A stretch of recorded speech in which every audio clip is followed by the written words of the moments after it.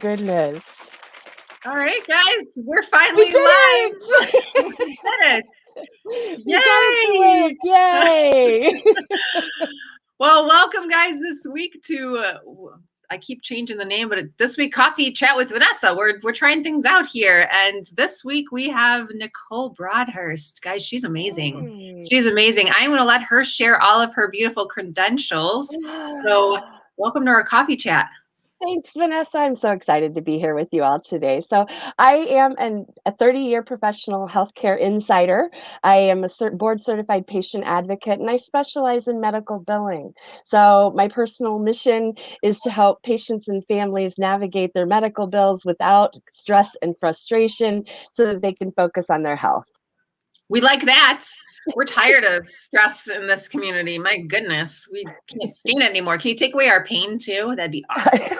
I wish I could, right? I wish I could. So how did you get into medical billing? Yeah, so actually the way that it worked was this. I got frustrated of being an inside administrator for healthcare. So I ran healthcare agencies, whether it was a home care agency or a specialty physician's office or a primary care office. And what would happen was people would come into my office with their medical bills and ask me, what does this mean? Why am I getting this bill? Who is it from? And, the truth of the matter is in that role, I didn't have the time to really sit down and explain it to them. And so a few years ago, I decided, you know what? I'm checking out. I'm checking out of being on the inside of healthcare, and I'm going to start really helping patients and families understand these bills. It's a whole nother language. It's like nothing. Yeah, if I hadn't worked with it every single day, I wouldn't It's be like able to. calculus. It is. I love that analogy. Yes, it's like It calculus. is, and I have Yeah. an engineering background, and I'm like, calculus? Like, do I use that in What my is that? Yeah. No, no. Yeah. But we're happy we have people like you to help understand all Yeah. of that, because Yeah. we don't. Even, guys, been talking to Nicole, and she was going through some of my health bills and things, medical bills and whatnot. I was like, wait, I didn't know that. I didn't write all these different things, or I have no idea. And here's the thing is we've got to know these things. Otherwise, we are going to intentionally, unintentionally get ripped off, right? Yeah. Right. Right. That's And the maybe thing. not get everything that you need because of a misunderstanding. Yep. And that leads into like what we're really going to be talking about today is like how to maximize the time with our doctors. We're all like, okay, we have these appointments after 6 to 8, 12 weeks of finally getting in and pushing our way through. Like, how do we maximize time with the doctor so we get the most out of it, Nicole? Yeah. So it's great that you ask. One of the things that so statistically speaking, right, that we have a window of about 18 seconds at the beginning of our appointment yeah, 18 seconds. So what happens is you have 18 seconds when the doctor comes through the door into your exam room to interrupt them and get to your agenda. Okay. Now, let me kind of go backtrack here on how that happens and why that's the case. So when I ran, I'm going to use an outpatient clinic as an example. We had 5 exam rooms and we had 1 doctor on staff. And the way that it works is that physicians are incentivized to see more patients, right? So the more patients they see, the more income they generate. All right. So with 5 exam rooms, industry standard is to schedule appointments every 15 minutes. Okay. Now, you can't give a lot of information now. Yeah, right. Now, the time. caveat, but there is a caveat to that. I mean, specialists usually schedule more. Okay, so 15 minutes would be, your primary care, an outpatient clinic, that kind of thing. Okay. Now, if you get into cardiology, nephrology, some of those other deep specialties, they'll schedule every 30 minutes. But generally speaking, it's 15 minutes. So what happens is the physician knows this and is trying to get in and out in 15 minutes, right? Because he or she has to be at the next appointment in the next room in 15 minutes. So historically, patients do not come in with their own agenda. Mm. I'm not saying you all don't, because I'm sure you We're do, just like, right? we're You in know pain and exactly. what are my results? That's like, Right. And so mhm, what happens is when the physician comes into the room, he or she only has 15 minutes. So they already know in their head how this appointment is going to go.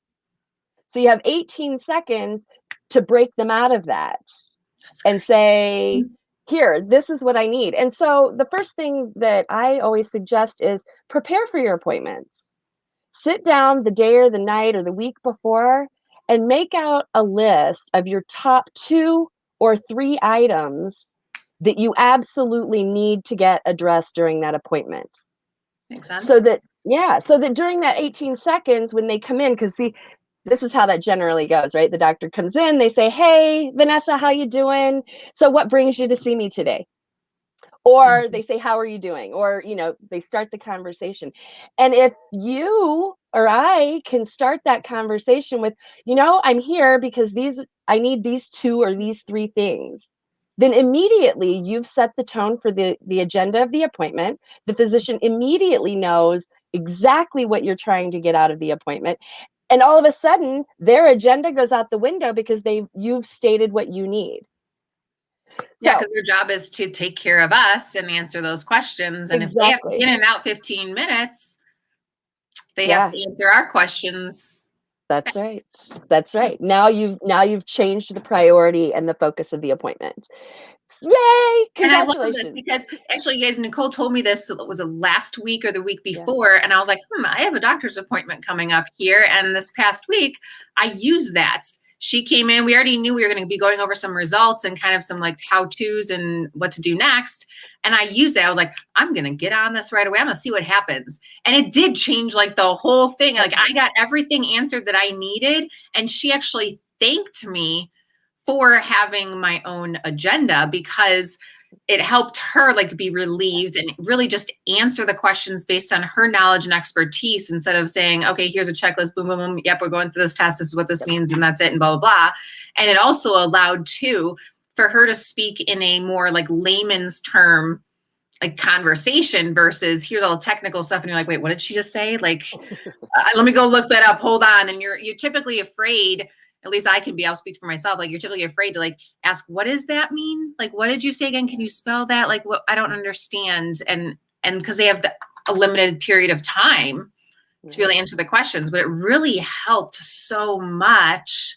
And we got so much more out of it. And then she was able to go back through and say, okay, so based on our conversation, Mhm. not based on my conversation with you, like based on Right. our conversation, here's some action things. Do you understand? Do you need me to write them down? Let's change up your treatment plan because of this. So it was awesome. So first of Yay! all, I thank you, love to Nicole, hear for that. doing that and giving me that piece of advice. And now you guys can use it. Yeah. And And it is. And my experience working with physicians for almost 30 years is that they really do appreciate it. mhm. Because it's a lot of pressure for them to always, okay, what do they need? Where do I go? And so the more you participate, it does make their job easier, Yeah. And I so, know one thing too that we've talked about too, that make sure that they either tell you what to write down for like your mhm, updated list of supplements or medications, things like that, what you need to do next, all of that, and have them send it to you. I Have them love send it that. to you in an email and say, hey, here's what we are doing. If there's any confusion, let me Mhm, know. Because I don't know how many times I've gotten things randomly. Oh gosh, the things that my doctor would send me is like, here's a whole sheet. And then we just bolded throughout, and it could have been all the way at the bottom. got 'em. Here, but bolded it. And I'm like, I didn't remember that was changed. I, Yeah, where have them send like a whole new list and then make sure you fully understand it before you even start doing it. And if you're uncomfortable with them prescribing you something or giving you a supplement or specific action, that's the opportunity for you to speak up. absolutely. Absolutely. Well, I love what you just mentioned there because that kinda brings me to the end of the appointment, and there's 2 things that I always suggest patients ask for at the end of the appointment, and one is the visit note. Mm. Right? When you're leaving, ask for the visit note.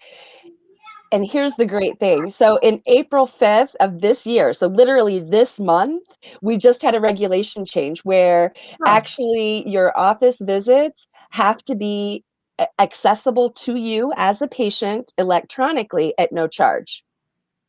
Well, So that's you good to should know. start, yeah, so you should start seeing those in your patient portal. Up until this month and up until this regulation, if you may have noticed in your patient portal, there was a lot of information, but it wasn't always very helpful.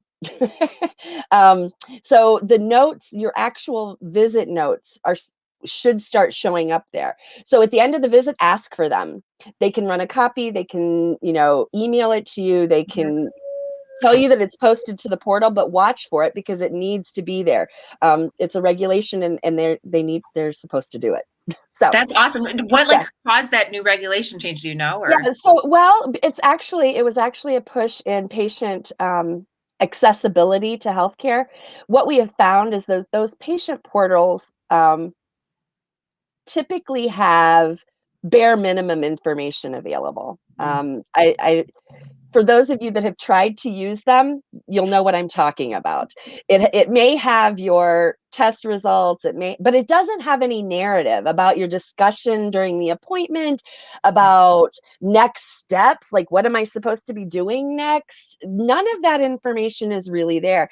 As an advocate, what I found is that I would request that information and then I'd have to go through medical records and get the actual medical records to see what all of that was. And so with this new regulation in place, all of the medical records are supposed to be available to you electronically at no charge. So if you anyway, that's the no, new I think rule. that's great because I mean they should be taking notes as it is, so why not just upload it in there? Exactly. It should be available. Makes sense to me. Yeah. Yeah. Oh. Well, unfortunately, healthcare doesn't always make sense the way they run it, right? That So, is very true.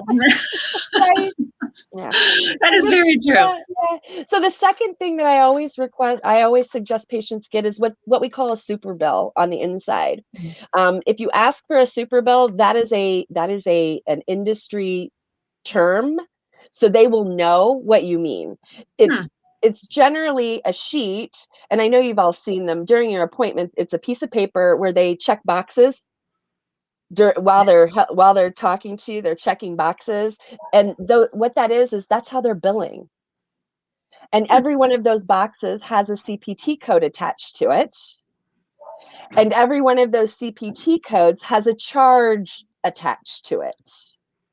Okay? Favorite thing, charging Right? attached. That's why I Yeah. always joke, like when someone told me this after my first birth with my kid, after the first one here, and they said, like, make sure you count how many people in the room and see what they're writing down. And I'm like, what? And then I looked at the second, when I went in for the second child, I was like, oh my goodness, there's a lot of people in the room. And what are you guys writing down? Do I need to? No, bye. Like, this is Right. private. I was like, this is a private situation. Like, I Yeah. just need the doctor and the nurse, and that's it.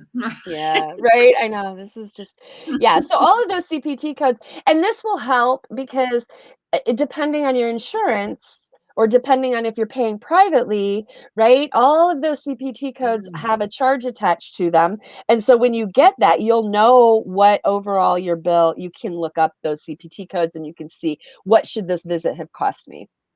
And Now, then is yeah. that something that is listed for all of us to see whether we have a public or private insurance? Yeah, you can actually the CPT codes, the charges attached to the CPT codes are not public. That's something that you can get from your insurance company. So Okay. if you call your insurance company and you say, "Hey, I just need to know what your contracted rate for CPT code 99212 is," then Okay. your insurance company can give you that. Mhm. But you can look up the actual CPT codes online Okay. through a lookup. If you just want to know what that code means, you Got can it. look that up. Yeah. But the contracted rate is something that you would get from your insurance company. And then what do you recommend in terms of like challenging those codes? Yeah, so it's really interesting. Personally, I like to ask about that up front before I have an appointment. So, for example, a few months ago, I needed to go in and be seen. I'm asthmatic, and so I needed to go in and be seen. So, I was actually trying to find. I don't have insurance personally, so I was trying to shop for my health care and find out where I could go and get the most reasonable price. So I was calling places, and that's what I was asking was, what CPT codes do you use for a first time visit? Because this was my first visit with Mhm. them. And it should be, so some of this I just know from experience, but it should be a first time patient evaluation, which is a 99201 code. Mhm. And then you can look at fairhealth.org and Okay. look up CPT codes and get a roundabout estimate of what that CPT code should run in your geographical area. Fairhealth.org has not updated their costs since like 2015 or 16. So it might be a little bit outdated, but that's the tool we have right now that we can use, that's readily available. It's So better if than you have, nothing. that's right. That's right. So if you're calling to schedule an appointment, you can ask them based on what you know about this appointment, what Mhm. CPT codes do you generally bill for, and how much is this going to cost me?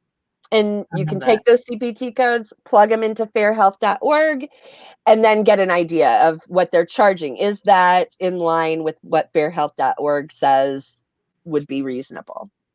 No, and I love that because otherwise we're just kind of accepting whatever they give us. Yeah. Yes, we're not medical professionals, but we have a right to know what we're Yeah. going to be It's your charged money. and say yes or no to it and That's right. challenge it.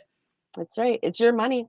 Right? It's Unless they're interesting going that to you, be paying for it, which right. fine, but Right. Which hasn't been my experience, at least not yet. But I will tell you, at that appointment, it was interesting. I did an injection, a steroid injection, Mhm. and the physician offered it to me, and I asked. I said, "Maybe, how much is that going to cost me?" And she left the room, and she came back, and she said, "Oh, it's going to be $16." So of course I was like, "Oh yeah, let's get Right? the right." So I then left the exam room up to the front desk to check out, and my bill was like $100 more. And I was like, Oh, "Oh, that's not yeah, right." no, let's try So again. let's go through this. And they had failed to advise me that there was an administration fee for the $16 steroid shot. Hmm.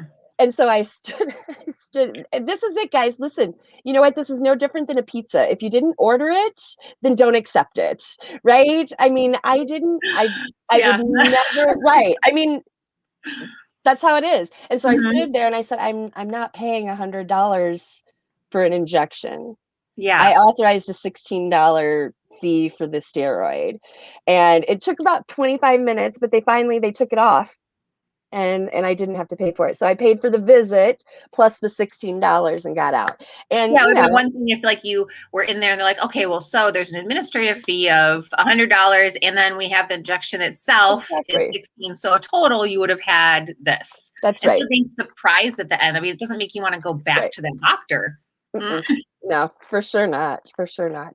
And like I said, I truthfully, if I had been advised accurately, I would have declined I would have declined the injection. I was getting a script for an oral steroid. So Mm. I would have just waited. The benefit to getting the injection was that the steroid would start taking place Now, sooner, yeah. quicker, right? But I wasn't distressed to the point that I needed that. It was just a benefit. But for $116, I would not have done it. Unless that's going to last me like 3 months Right. and I Right. don't need the oil until Exactly. then, okay, fine. But Right. mm-mm. Right. If So, it's just making me through until I get my no.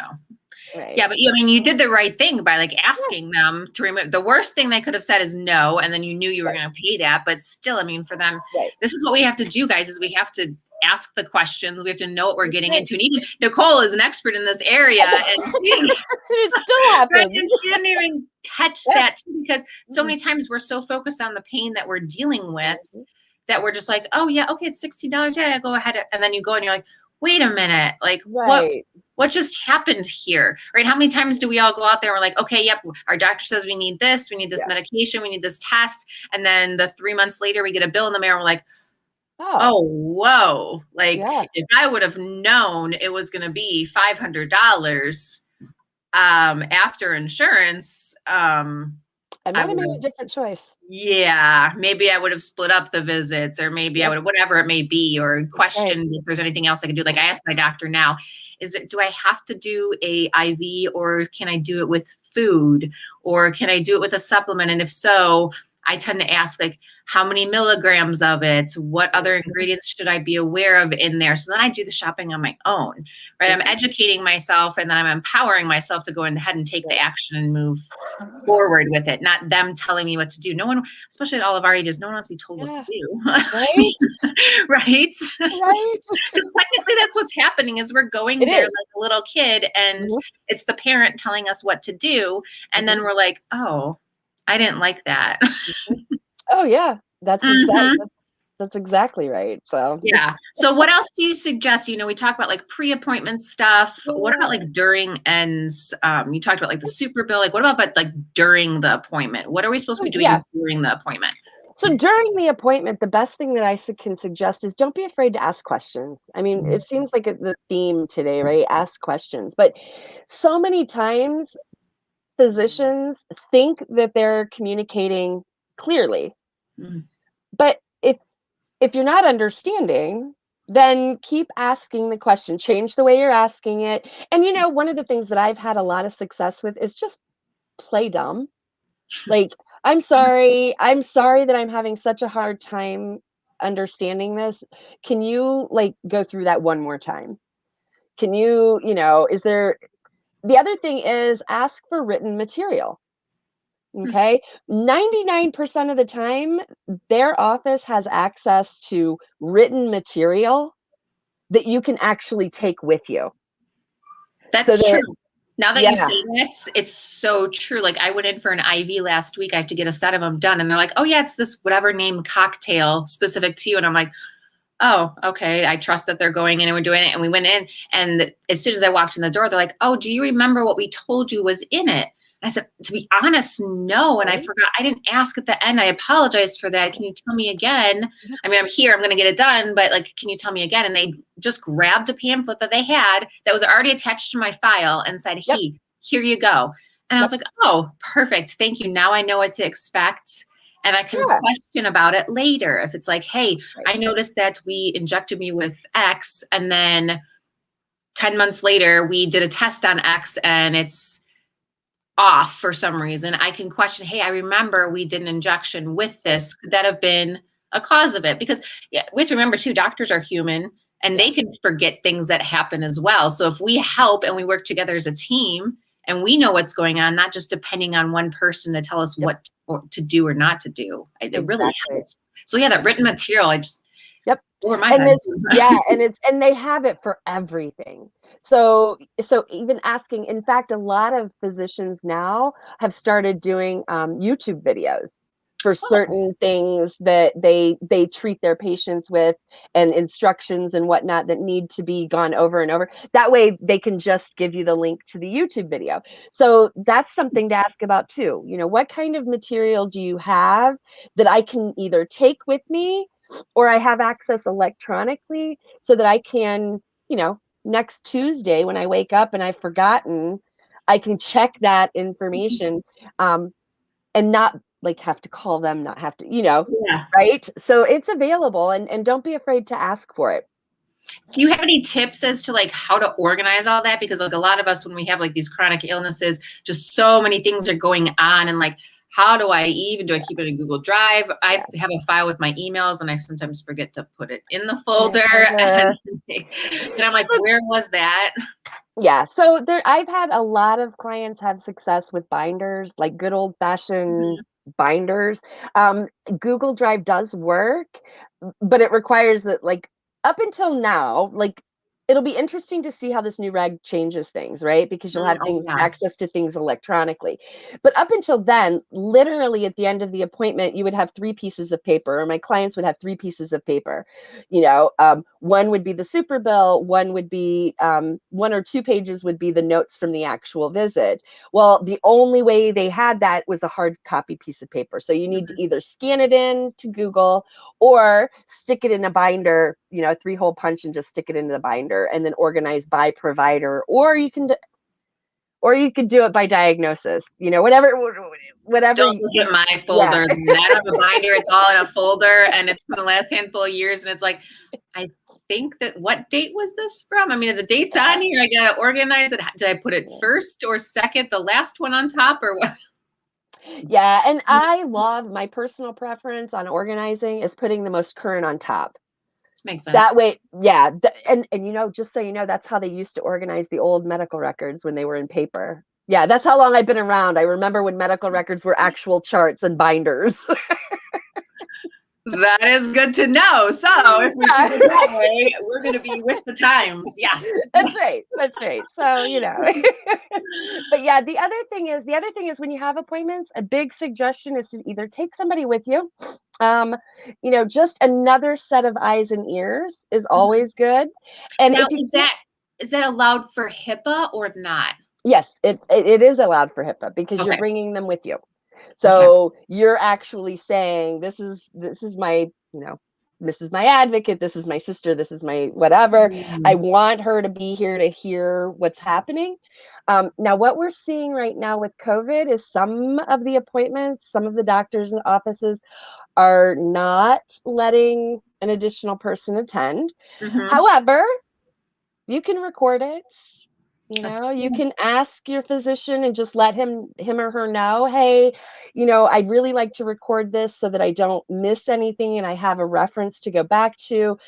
Do you have any, is that okay with you?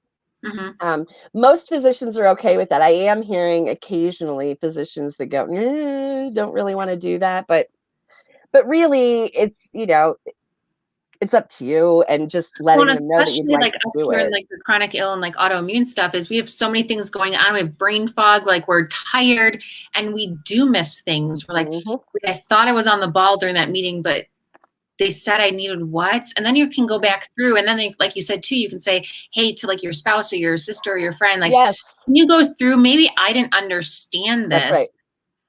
And maybe it just needs to be communicated to me in a different way. Maybe you understand it the way the doctor did, or maybe if we're both confused, we need to make a call back into the doctor, right? Yeah, absolutely. So yeah, ask it, either take somebody with you or record it so that you have that access to that later. And then, of course, after the appointment, don't be afraid. Like the patient portals, I have had great success with the patient portals, because a lot of times those messages, when you message the physician, it actually goes into the physician's email. Oh, instead of the receptionist, and then it gets lost in translation. Exactly. So I've had great responses from clients that have used the patient portal, and the physician's actually getting back to them. So you're getting, great, because I know we've done it back and forth. Like my doctor has a patient portal, and sometimes results go through there, and sometimes they go through email. And then if I know if I email them like, hey, I need a new script, or hey, I'm getting low on this, or I need whatever it is, or I have a question, it depends on whoever's the receptionist there, and it doesn't always get through. And then sometimes they'll be like, oh, hey, this is the doctor. And I'm like, oh, wait, is it? But is it really or not? Because I thought it was going to your email, but it's not. So that's a really great idea to keep it all in one spot too. Yeah, and you can ask the physician during the appointment, do you get your messages directly through the portal? Or is there a way that I can connect with you directly electronically? That's an option too. All these great questions. I'm learning this too. I've been doing this for 15 years and going to these doctor's appointments, and I'm like learning more and more and more in these last few minutes here with you. Love it. Yeah.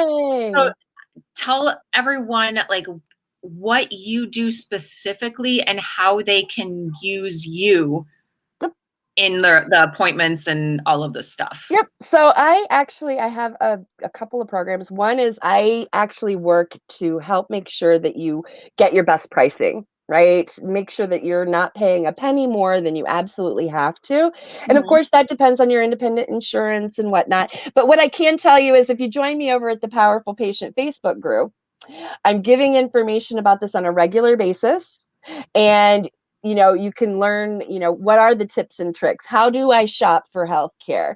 I know Vanessa and I have worked on labs recently, and you got a panel of labs, and am I getting the best price? In fact, it was really interesting working with you, Vanessa, that, after I did the audit, we identified that you were actually getting a 40% discount. Yeah. And you didn't even know. And I didn't know it. But how do we know? And you said the average, though, that you save people is 30. 30%. And then, so most people are getting well under that. So, I mean, I highly encourage you guys to go at least have her do an audit, because you do a free audit, right? That's right. That's right. Have her do an audit and say, hey, whoa, like, are you getting 10% and I can get 30? I mean, I think about that. I calculate in my head. I'm like, man, if I can get 30% and I'm only getting 10, that's like, that's meals for the boys that I, that's right. Nonstop eating. Yeah. What could you do with that? So for sure. So join me over. If you do a search, The Powerful Patient is the name of the Facebook group. And that's where we're doing regular audits and talking about insurance and how do you pick insurance and, what do you need to know about your network and all of that good stuff and talking about all of that. Oh, that's awesome. Yeah. And I'll put that in the notes and stuff for people too. You just said it. See, The Powerful Patient. The Powerful Patient. Yep. My goodness. And we'll link her site there too for you guys as well. So you guys have that information. If you're watching this on the recording, you can stop and go to it and say hi to her and say where you found her at and all that stuff. And oh my goodness, we're so happy to have had you, Nicole. Thanks, this is Vanessa. Awesome. I'm so glad to be here. Hope to be helpful. That's for sure. Yes, absolutely. Well, you enjoy the rest of your day. And I look forward to continuing to working with you. Will do. I'll see you later. All right. Bye.